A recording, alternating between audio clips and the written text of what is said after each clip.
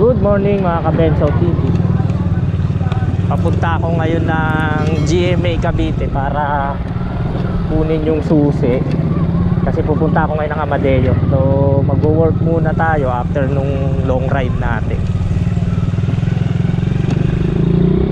So okay naman yung naging biyahe namin ng mga nakaraan. Ayos naman. Natapos namin ng ayos. Siyempre kailangan na muna natin magtrabaho kasi para makarecover naman tayo sa mga susunod nating biyahe yun, para meron ulit tayong budget. So kailangan natin mag-rides. Hindi, kailangan pa na natin magtrabaho. Puro rides na yung nasa utak. Kagabi sana yung alis ko, kaso lang nagsabi sa akin na bukas na lang ako ng umaga kasi gabi-gabi na rin ako gabi-gabi na rin ako kagabi na makakapunta kasi galing kami ng Batangas. Medyo mapupuyan tayo ng uso dahil alas 10 sana ako alis, mga 10 or 11 na. So makakarating ako ng Amadeo, dadaan pa ako ng GMA papunta ng Amadeo. Sigurado baka madaling araw na tayo galing pa lang kami sa mahabang biyahe kaya medyo nagpapahinga lang ng konti kasi galing din kami nung Shhh, tabi Nay, tabi mo na ito tabi Miming, baka masagasaan hindi makita. Pinatabi natin yung puting, kawawa naman kasi meron talagang hindi, sa dami ng pinagdaanan namin doon sa norte, napakarami namin nakitang patay na hayop doon. So hindi talaga nila iniilagan yung gano'n, to the point na may nakita pa akong, alam mo yun, yung talagang pwede namang ilagan pero hindi talaga inilagan nung nakakotse. So nabanggaan niya yung aso, tapos pagka nung nakita ko tumatawa pa. Sabi ko, ano ba klaseng tao yun? May puso ba yung gano'n? Ako sa totoo lang, sa tinagal-tagal kong nagra-rides, wala pa ako nasagasaan na hayop. Mali o palaka siguro, yan, siyempre di may iwasan, minsan gabi, minsan biglang tatalon Daga, ewan ko, daga parang bihirang nga. Pero yung aso tsaka pusa parang wala akong natatandaan na nasagasa kasi talagang iniiwasan ko yan. Hindi talaga ako, ayaw ko yung makakasagasa ako ng pusa at saka aso. Ayaw ko mabahiran ng dugo yung gulong ko ng hayop. So alam ko kaya namang iwasan Yung iba, ewan, hindi ko alam. May mga nakikita pa rin ako mga nakamotor na talaga nakakasagasa sila. Hindi ko naman sinasabi na sinasadya nila, pero pwedeng maiwasan. Kasi kung halimbawang alam mong maraming hayop dun sa lugar na yon, mag-minor ka na, di ba?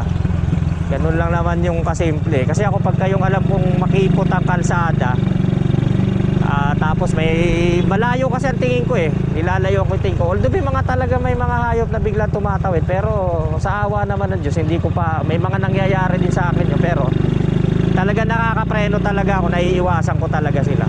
Kailangan lang talaga kasi pag nagmumotor ka or nagmamaneho ka sa kalsada, presence of mind talaga. Laging bukas ang isip mo sa mga pwedeng mangyari. Yun lang naman sikreto dun. Na kumbaga ina-anticipate mo kagad yung mga pwedeng mangyari. Halimbawa, katulad yan, may masasalubong ka, kailangan ready ka kasi baka biglang makatulog yung driver, biglang, lalo sa gabi. Dito muna ako nagpahinga kasi malilim.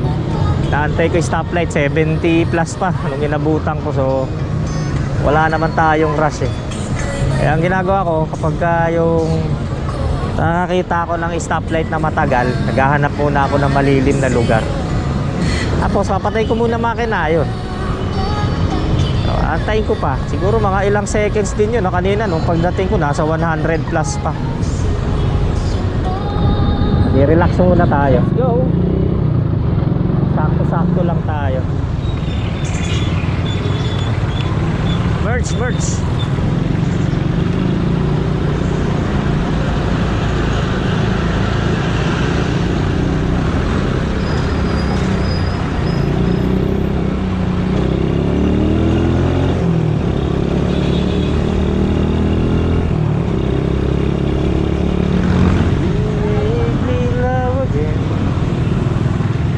After a long, long while, I love again. Then I'm glad that is you. But traffic.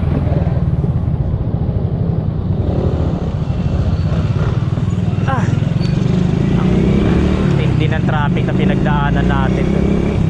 Kasi sumorkat na ako dito papuntang Olivares. Ito Olivares to pagkakumanan.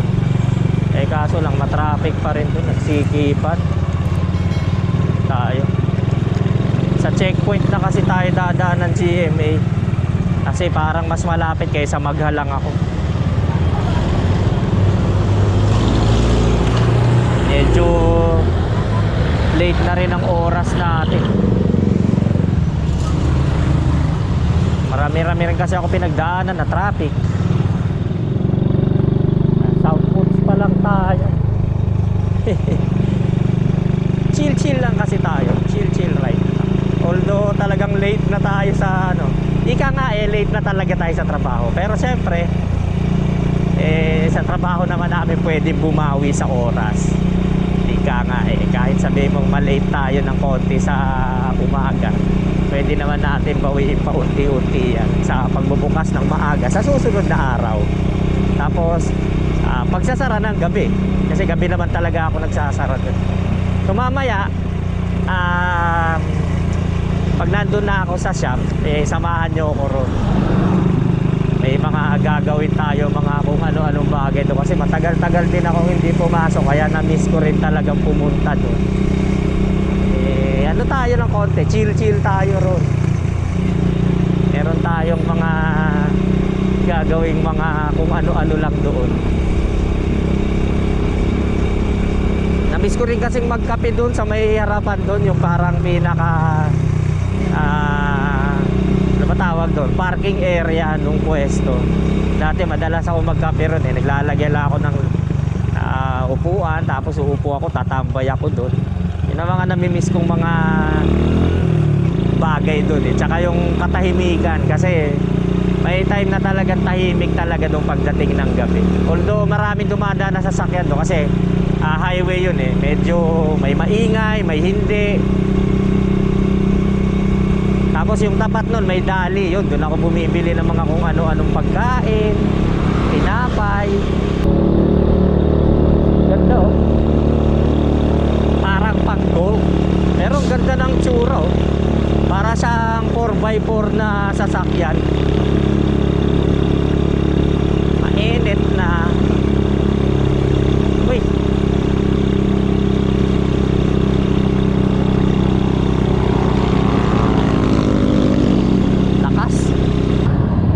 dito na tayo sa GMA. Medyo nag-traffic lang kasi may nagbaba.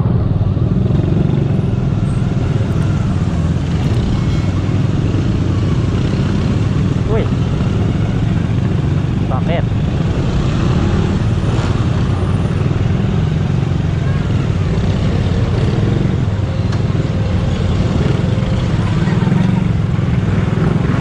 What's this?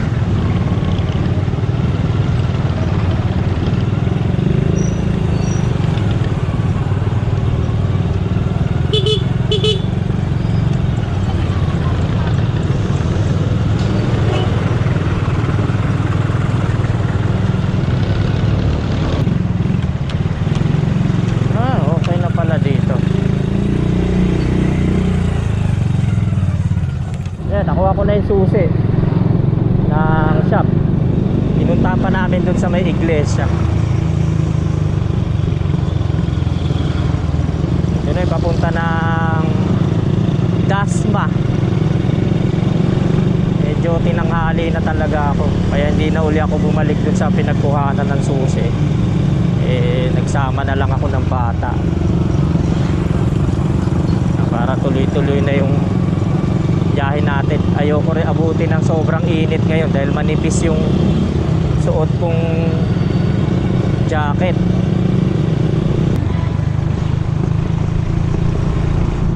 Sarap ng hangin. Maligayang Pasko. Yan, ito na yung GMA area. Yan. mahirap din ahunin nito ha. Mga bikers oh.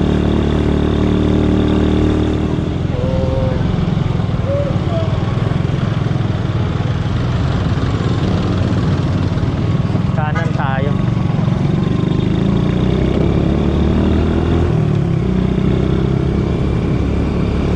Papunta tayo ng Dasma. Bihirang-bihira ako dumaan dito pag pumupunta ako ng Amadeo kasi handa ko talaga Tagaytay. So paggabi sana sa Tagaytay ako dadaan kasi doon kami magkikita sa shop. Stoplight dito.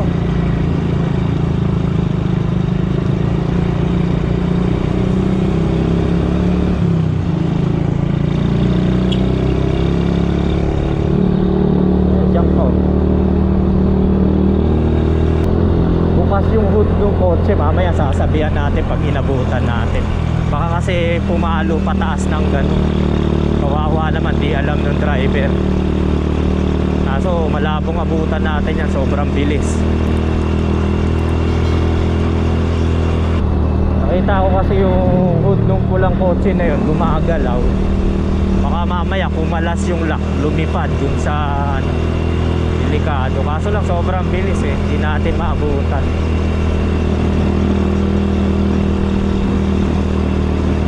Yan, ganyan lang sana ang araw. Hindi masakit sa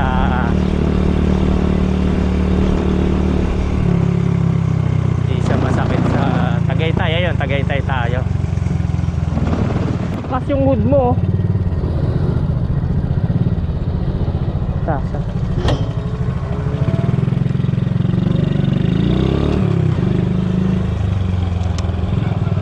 Sinara na lang natin kasi delikado, kawawa naman, hindi nila alam eh. Baka mamaya eh maging cause pa ng aksidente nila.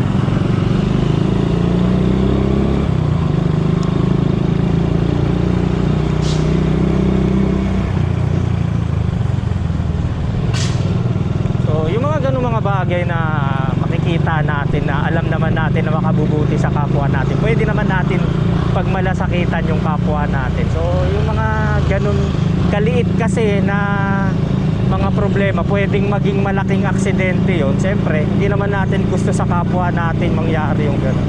Kaya kung may magagawa tayong maliit na bagay para man lang makatulong ng konti, eh gawin na lang natin. Pwede naman natin pagmalasakitan yung kapwa-tao natin. Habang binabaybay natin tong lugar na to eh, papunta tayo ng Tagaytay, nakalagay ito sa nilikuan natin. Kaya gumaganda naman yung panahon, medyo hindi na masyadong mainit, kaya mas masarap sa katawan pagka hindi mainit. Ay sige po, ingat po kayo.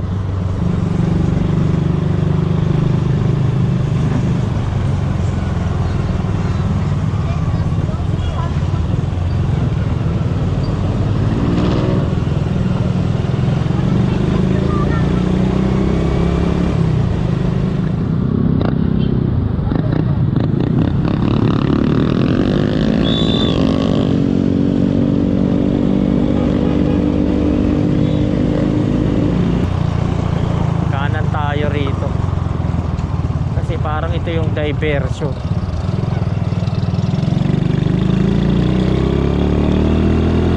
Dito ko inabot ng sobrang lakas ng ulan.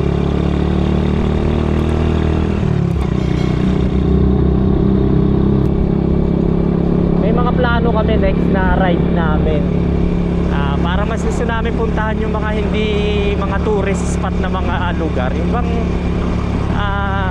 hindi pinupuntahan ng mga hindi common puntahan yung mga ganun. Parang mas maganda puntahan yung mga ganun mga lugar, yung tipong hindi siya talagang puntahin. Parang doon mo mas pipipil yung ano eh, yung excitement.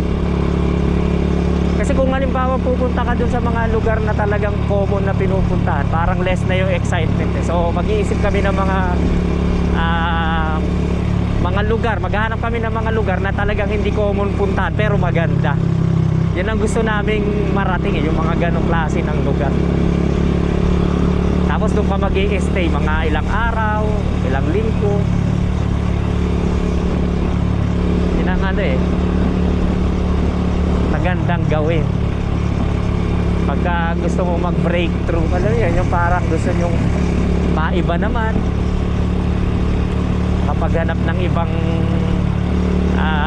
area na pwede mong pagsimulan. Pero alam niyo, sa totoo lang, mas feel ko talaga, ayun, campsite to.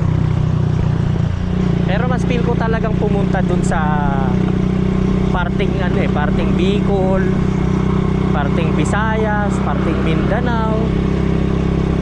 Parang mas tumatatak sa isip ko yung mga lugar na yun.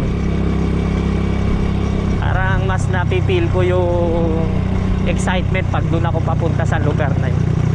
Pero syempre, pagka yung sa ganda ng lugar, norte talaga ang the best. Tsaka mas challenging talaga pagka norte. Medyo mas mataas yung pressure talaga pagka nandun sa norte. Unlike nung pagpupunta ka ng south, eh challenging din naman, pero hindi mas kasing ano, hindi kasing challenging ng pagpumunta ka talaga na nag north loop ka. Ayun, kakaliwa tayo rito. Alam nyo, nalilito ko lagi. Minsan napapapunta ako dito, papunta yata ng Dasma yun, ng ano, ng Pala-Pala. Minsan kasi nangyari na sa akin yun eh. Doon ako nakarating sa ano, doon ako lumiko. Ito pala yung papuntang Amadeo. Hindi, anong pala, lagi talaga ako. Kaso lang talaga, makakalimutin talaga ako sa lugar yun. Ang sakit ko eh. Yung kahit ninaalala nga ako nun eh. Biro nyo, Muntinlupa, doon ako lumaki, pero naligaw pa ako doon. Nawala lang ako sa sarili ko eh. Malapit-lapit na ako ah. Ayan, dito na ako sa welcome to Amadeo. So, konting-konti na lang. Nandun na ako sa aking destinasyon. Malapit na tayong makarating.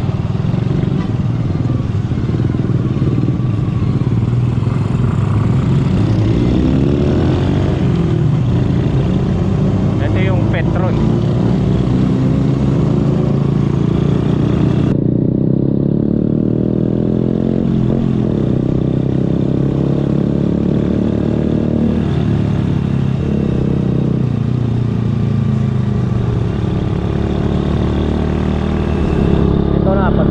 Ito na yan, yan. Ito na yung dali na landmark ko, yung madalas kong bilan. So ito, Motolite. Dito na ako. Landing sequence.